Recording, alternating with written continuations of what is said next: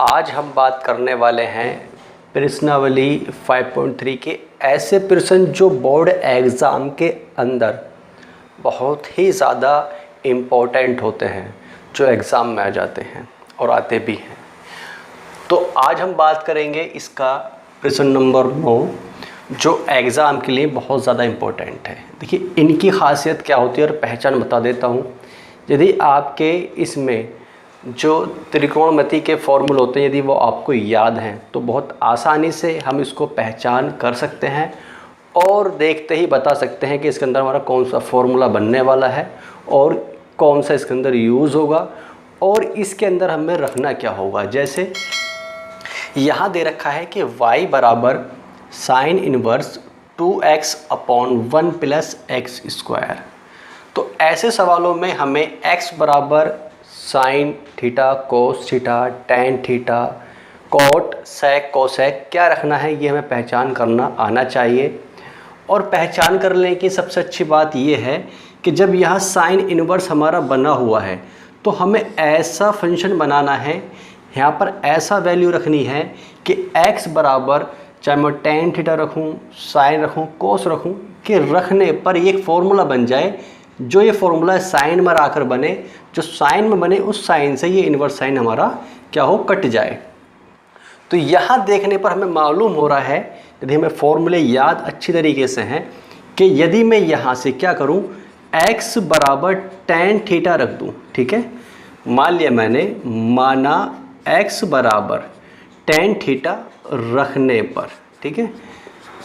या मैं एक चीज़ और रख सकता हूँ यहाँ पर, या साथ के साथ मैं यहाँ से थीटा की वैल्यू और निकाल देता हूँ कि इम्प्लाइज कर सकता हूँ कि थीटा बराबर, जब मैं टैन को इधर लेके जाऊँगा तो ये टैन इनवर्स x बन जाएगा। ठीक है, तो अब यहाँ पर क्या करेंगे, वही y बराबर, मैंने क्या माना है कि जहाँ पर x है वहाँ x बराबर रख दिया मैंने टैन थीटा, तो बन जाएगा 2 टैन थीटा अपॉन यहाँ पर 1 प्लस टैन स्क्वायर थीटा।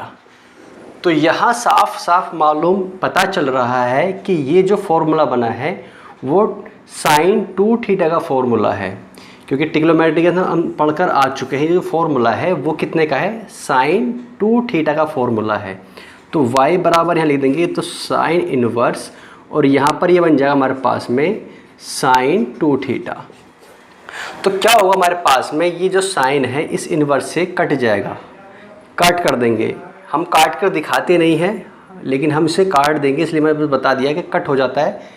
हम सवाल जब करेंगे तो यहाँ काट कर नहीं दिखाएंगे।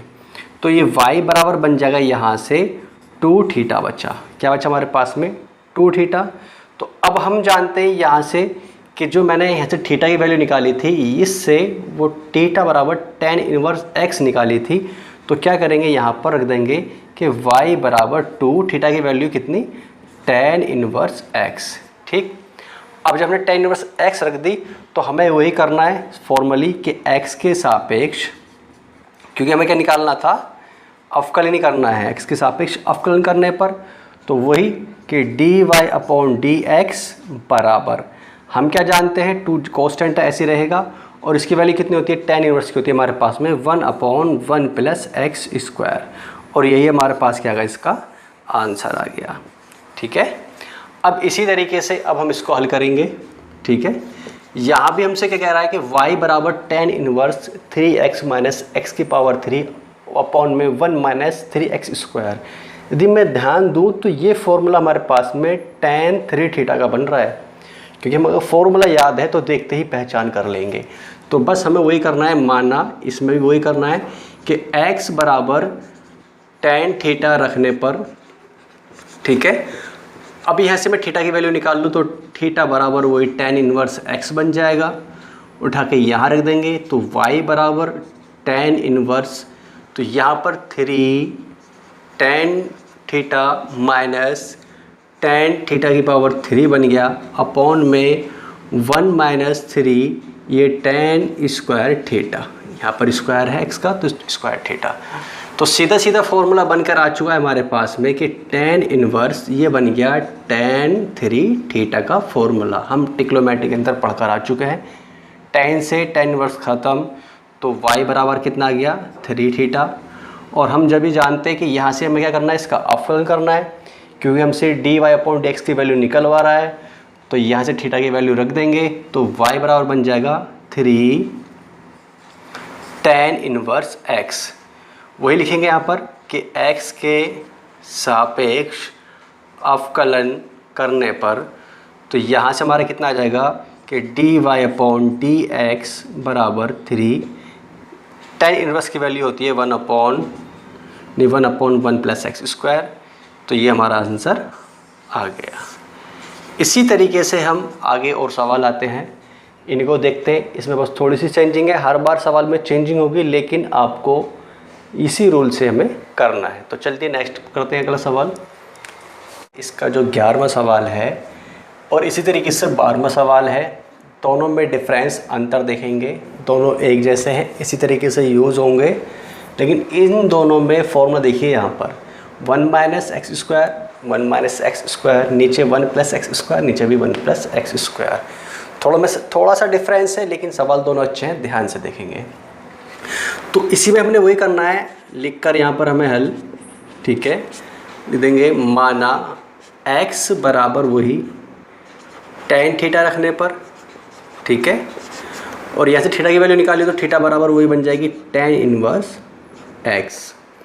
अब देखिए इसी को y बराबर यदि मैं रख दूँ तो cos इनवर्स, तो ये बन जाएगा 1 माइनस tan स्क्वायर थीटा, नीचे बन जाएगा 1 प्लस tan स्क्वायर थीटा। तो हम सभी जानते हैं ये cos इनवर्स, ये फॉर्मूला होता है हमारे पास में cos 2 थीटा का फॉर्मूला होता है। क्या होता है? cos 2 थीटा का। तो ये cos से cos ख़त्म, तो y बराबर बन जाएगा 2 थीटा, और यहाँ से हम जानते हैं थीटा की वैल्यू है tan इनवर्स x।